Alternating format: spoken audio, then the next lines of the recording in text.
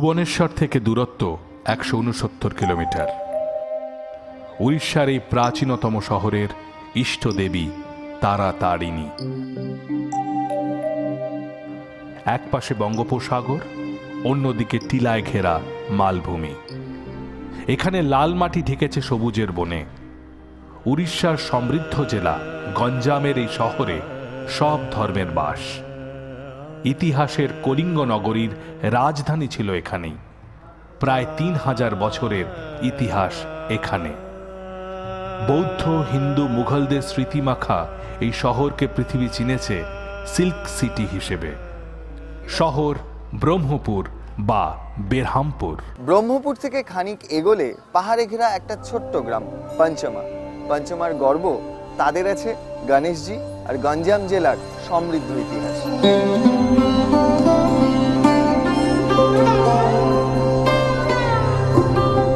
ভোরবেলায় মন্দিরের গেট তখন সবে খুলেছে। শুনশান মন্দিরে মম করছে ধূপের গন্ধ, কানে আসছে মৃদু ঘণ্টার ধ্বনি। কিন্তু ভেতরে মন্দির কোথায়? এ তো একটা বিরাট অশ্বত্থ গাছ। সবুজ পাতার আড়ালে তখন গলা সাজছে অচেনা পাখির দল, আর বিশাল অশ্বত্থকে ঘিরে রয়েছে একটা ছোট্ট মন্দির।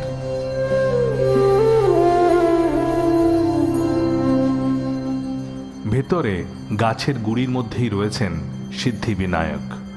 সকালের পুজো তখন সবে আরম্ভ হয়েছে।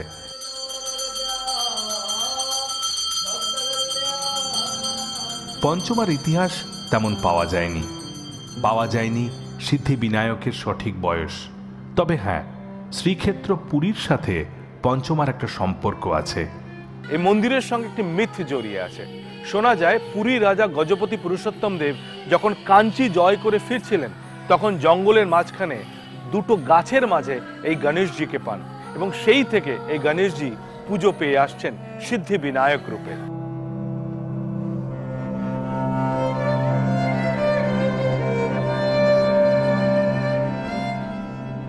গজপতি পুরুষোত্তম দেব ছিলেন পুরী মন্দিরের সমসাময়িক।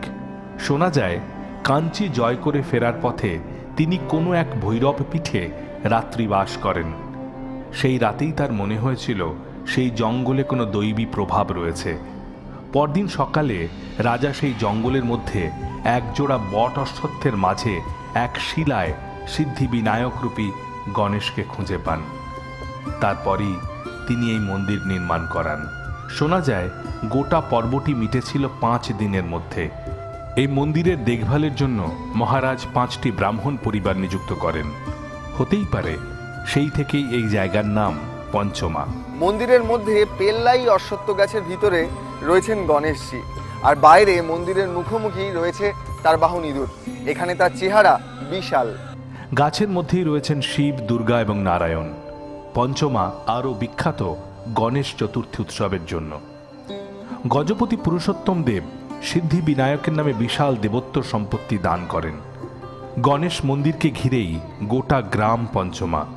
এলাকার মানুষই মন্দির দেখভাল করেন। গজপতি সাম্রাজ্যের রাজা পুরুষোত্তম দেবের শাসনকাল ছিল ১৪৬৬ থেকে ১৪৯৭ পর্যন্ত। আনুমানিক প্রায় ৫৫০ বছরের পঞ্চমা সিদ্ধিদাতার আশীর্বাদ পেয়ে একইভাবে রয়েছে।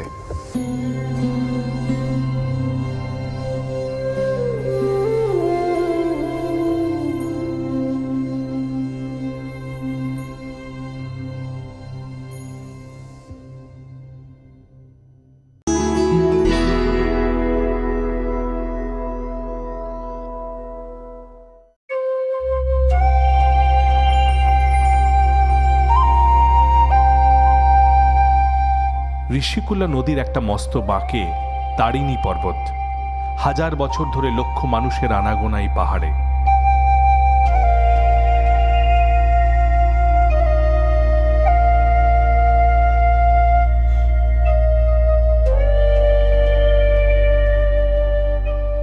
পর্বতের চূড়ায় রয়েছেন ব্রহ্মপুরের ইষ্টদেবী।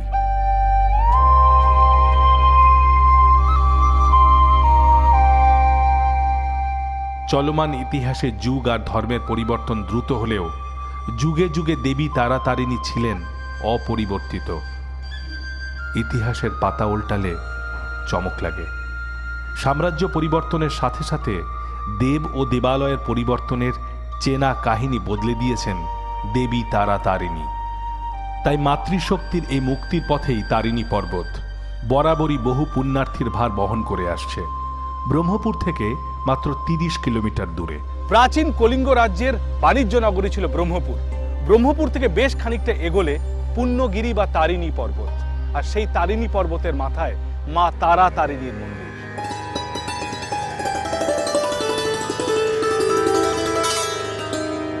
বিভিন্ন তন্ত্রমতে ও আদি পুরাণে দেবী সতীর যে 4টে আদি শক্তিপীঠের উল্লেখ পাওয়া যায়, তার মধ্যে এই পীঠ অন্যতম। শুধু এখানেই নয়, প্রাচীন মহাভারতেও তারাতারিণীর উল্লেখ আছে।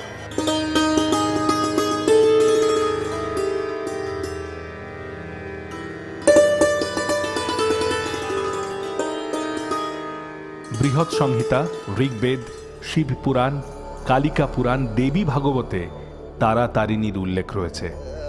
দক্ষিণ ভারতীয় স্থাপত্য রীতিতে তারাতারিণীর বিশাল এই মন্দির।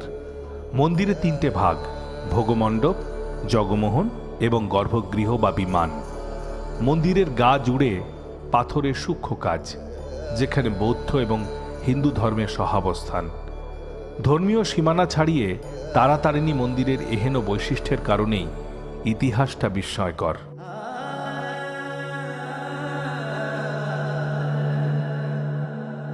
2300 বছর আগে কলিঙ্গ রাজ্যের রাজধানী ছিল শম্পা, আর সেই শম্পা থেকে তারাতারিণী মন্দিরের দূরত্ব ছিল মাত্র 7 কিলোমিটার। ঐতিহাসিকরা বলেন কলিঙ্গ রাজ্যের ইষ্ট দেবী ছিলেন এই তারাতারিণী, যদিও পরবর্তীকালে কলিঙ্গ যুদ্ধে অশোকের হাতে পতন হয় কলিঙ্গ রাজ্যের।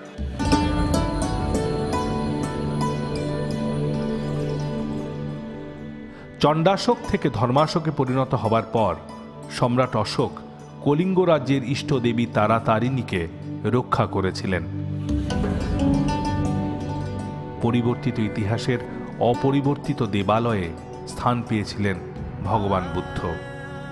সম্রাট অশোকের হাত ধরেই তার সাম্রাজ্যে ছড়িয়ে পড়ে বৌদ্ধ ধর্ম, আর সেখানে জায়গা করে নেন দেবী তারাতারিণী।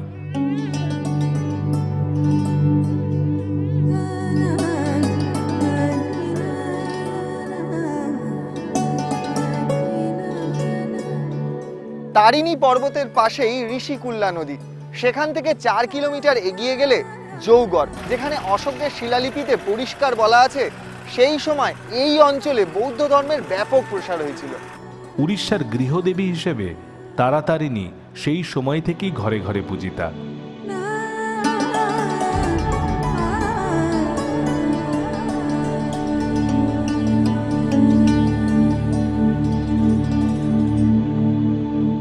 ইতিহাসের ব্রহ্মপুর বিখ্যাত বাণিজ্য নগরী হিসেবে, তাই নাবিক বা বণিকরা বাণিজ্যে যাবার আগে পুজো করতে নেই দেবীর।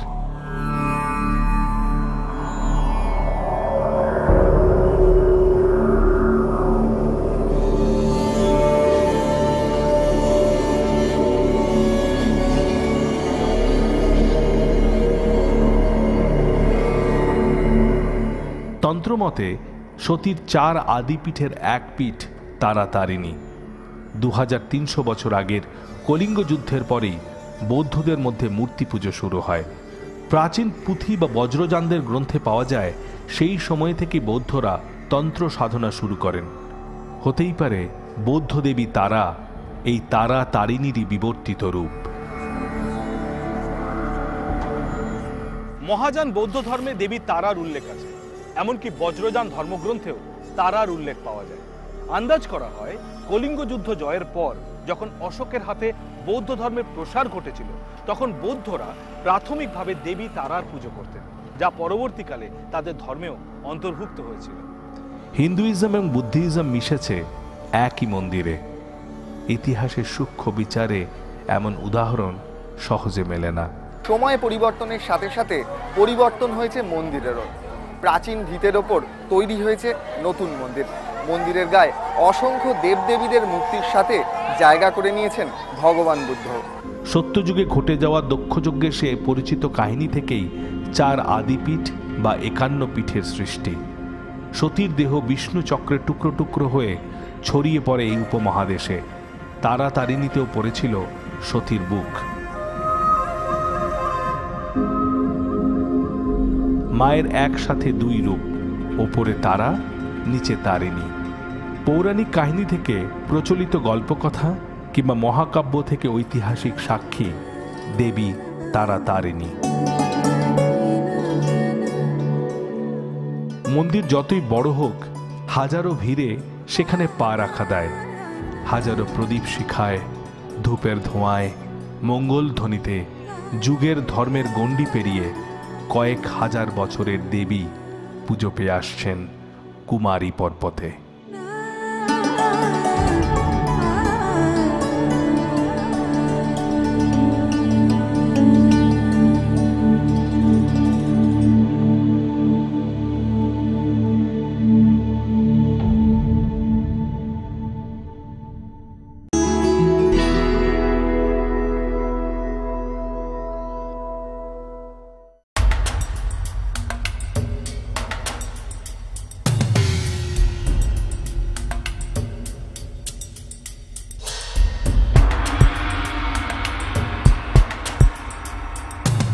লালমোহনবাবু এ জায়গায় একবার এলে অবশ্যই একটা নতুন উপন্যাস লিখতেন।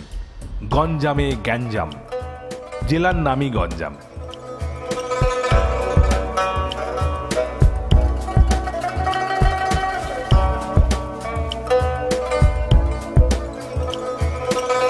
খালি চোখে বিশেষ কিছুই দেখার নেই, রুক্ষ শুষ্ক জরাজীর্ণ।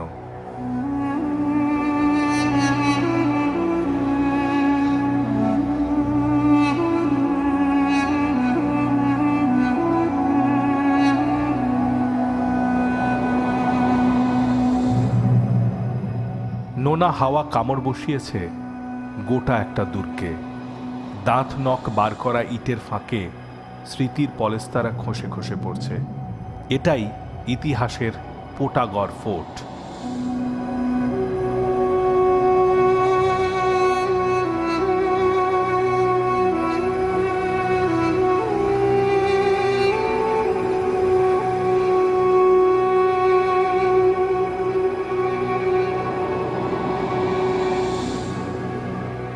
একসময় এই জায়গার নাম ছিল গঞ্জাম। দুর্গের পাশেই একে একে তৈরি হয়েছে অনেক অট্টালিকা। পুরোটা জুড়ে একটা কমপ্লেক্স। তবে সবটা ভেঙে পড়ার কারণটা জানা যায়নি। সেটা জানা কি যাবে? সবটাই যে শেষ। গঞ্জাম জেলার গৌরবময় ইতিহাস জানতে হলে একবার এই পোটাগড়ে আসতে হবে। ঋষিকুল্লা নদীর তীরে একটা বিশাল দুর্গের ধ্বংসাবশেষ। সম্ভবত এই দুর্গ ইংরেজ আমলে তৈরি হয়েছিল। এক্স্যাক্টলি তাই, এটা ইংরেজদেরই তৈরি। 1768-তে এডওয়ার্ড কস্টফোর্ডের সুপারভিশনে এই দুর্গটা নির্মাণ করা হয়েছিল। এডওয়ার্ড কস্টফোর্ড ছিলেন গঞ্জাম জেলার প্রথম রেসিডেন্ট। আর এটাকে একটা দুর্গ না বলে বলা যেতে পারে একটা দুর্গ সমষ্টি। তবে কেন বা কি কারণে সবাই হঠাৎ করে এই দুর্গ ছেড়ে চলে গেল, সেটাই রহস্যের। টাটকা ইতিহাস বলছে পোটাগড় ছিল ইংরেজ কালেক্টরদের ফোর্ট বা দুর্গ। পরে 1815-তে তা চলে যায় ব্রহ্মপুরে। সেটাও স্থানান্তরিত হয় ছত্রপুরে 1835 নাগাদ। চওড়া পাঁচিল পেরিয়ে ওপারে নীল জল। চেনা ঋষিকুল্লা এখানে দিগন্ত বিস্তৃত। এক বর্ণময় ইতিহাস মিশেছে ঋষিকুল্লার মোহনায়। সামনেই বে অফ বেঙ্গল। এই পথেই কত বিদেশিদের জাহাজ ভিড়েছে এ ঘাটে।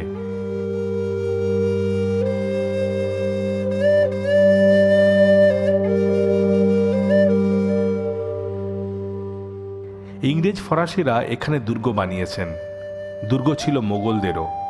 সপ্তদশ শতাব্দীতে কুতুবশাহী রাজ্যের বিস্তার ছিল চিল্কা থেকে চিকাকোল পর্যন্ত। গোলকুন্ডার রাজা ছিলেন আব্দুল কুতুব শাহ। তিনি শ্রীকাকুলামে ফৌজদার হিসেবে নিযুক্ত করেন মোহাম্মদ খানকে। পোটাগড়ে প্রথম কেল্লা সম্ভবত তিনিই বানিয়েছিলেন। মতান্তরে এই কেল্লা তৈরি করেন কুতুবশাহী সাম্রাজ্যের চতুর্থ সম্রাট ইব্রাহিম কুতুব শাহ। প্রথমে এই এলাকায় বাণিজ্য করতে আসেন ফরাসিরা। মসিয়ে ডিবুসি এখানে আরেকটি কেল্লা বানান। 1753-তে। ফরাসিরা চলে গেলে পোটাগড়ে আসে ইংরেজরা। 1768-তে এখানে কেল্লা বানান এডওয়ার্ড অক্সফোর্ড। 1815-তে গঞ্জাম জেলায় ভয়াবহ প্লেগ হয়। প্লেগ মহামারীর আকার ধারণ করে। বহু মানুষ পালিয়ে যান এই জায়গা থেকে। বহু মানুষ পালাতেও পারলেন না, মারা গেলেন এখানে। আর তারপর থেকেই এই দুর্গ এক হন্টেড প্লেস। ইংরেজদের ইতিহাস আর এগোয়নি। ঋষিকুল্লায় অনেক জল বয়ে গেছে। ইতিহাসের দুর্গ ক্রমে ক্রমেই ইতিহাস হয়ে গেছে। মাটির নিচের ঘরগুলো মাটির তলাতেই মিশে গেছে। কেউ আর আসেনি। ভাঙা দুর্গের কোণে কোণে জমাট বেঁধেছে অন্ধকার। সাপ বাদুরের আস্তানায় রাতে তো দূরস্ত, দিনেই কেউ আসে না। এখানে দুটো সমাধি পাওয়া গেছে, যতদূর তার মধ্যে একটি ডিবুসির, যিনি ফরাসিদের জন্য দুর্গ বানিয়েছিলেন। দেশ, কাল, বাণিজ্য, খুন খারাপি, যুদ্ধ, কত গল্প মিশে রয়েছে এই দুর্গে। অপূর্ণ আত্মারা কি এই দুর্গকে আর কাউকে বাস করতে দেয়নি? অতীতের পাঁচিল আজও জাপটে ধরে দুর্গ সামলাচ্ছে। তারই বুক চিরে যাতায়াতের ব্যবস্থা। এই দুর্গকে আরো সুরক্ষিত করবার জন্য সেই সময় দুর্গের চারপাশে দেওয়া হয়েছিল চওড়া পাঁচিল, যেই পাঁচিল আজও রয়েছে। কোথাও কোথাও এই পাঁচিল 18 থেকে 20 ফুট চওড়া।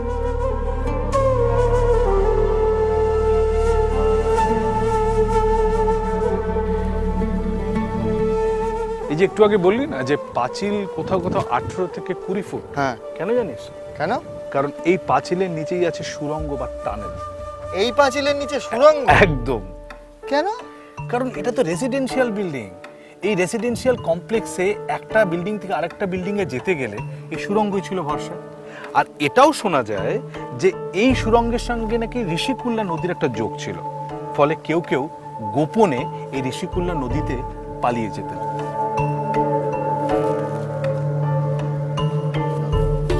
এই সেই হচ্ছে সুড়ঙ্গের দ্বার। এই সেই সুড়ঙ্গ? হ্যাঁ, ভেতরটা বেশ অন্ধকার কিন্তু, তাই না? চলো না একবার ভিতরে যাই। যাবি? চলো। রিস্ক হয়ে যাচ্ছে কিন্তু। চলো না। তাহলে টর্চটা জ্বালা। টর্চ তো নেই, মোবাইলের আলোটা জ্বালা। দেখি, সাবধানে সাবধানে সাবধানে টর্চটা জ্বালা। হ্যাঁ,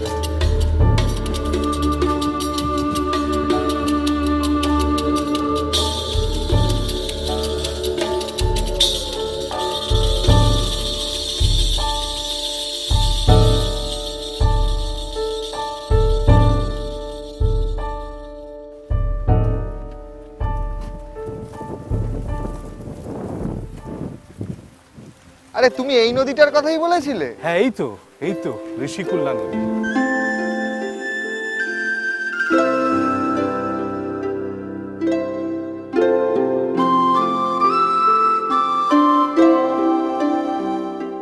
এ কেমন জায়গা যেখানে নদী পথে শহরে আর সমুদ্র পথে দেশান্তরে যাওয়া যায়? তাই হয়তো ইতিহাসে পোটাগড় রয়ে গেছে।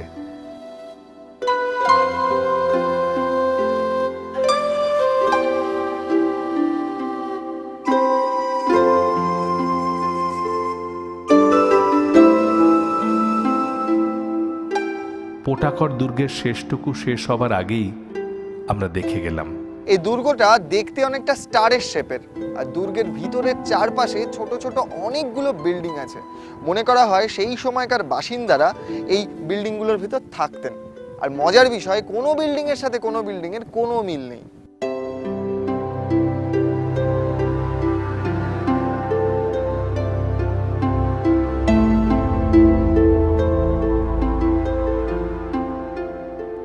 ইতিহাসের পরও তার বাস্তবের পলেস্তারা ঘেটে আমাদের মনও ভারী। ঋষিকুল্লা তীরে একাকী ফোর্ট এখন তাকিয়ে। আবার বুঝি নতুন জাহাজ ভিড়বে, মাঝি মাল্লার হাঁকডাকে ভরে উঠবে দুর্গ চত্বর। দূরে মাঝ দরিয়ায় নৌকো ভাসিয়েছে মাঝি। পরন্ত বেলায় ঋষিকুল্লার পাড়ে অতীতের সাক্ষী নিয়ে দাঁড়িয়ে একাকী পোটাগড় ফোর্ট।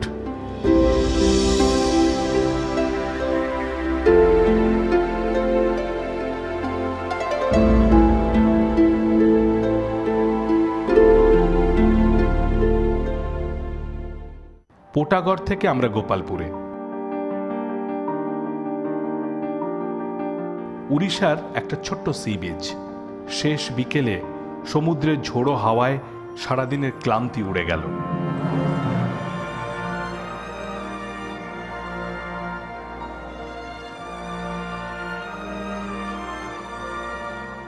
ওপাশে সূর্য তখন পাটে। দামাল ছেলেরা খেলার মাঝেই খুঁজে পেয়েছে মস্ত একটা পমফ্রেট।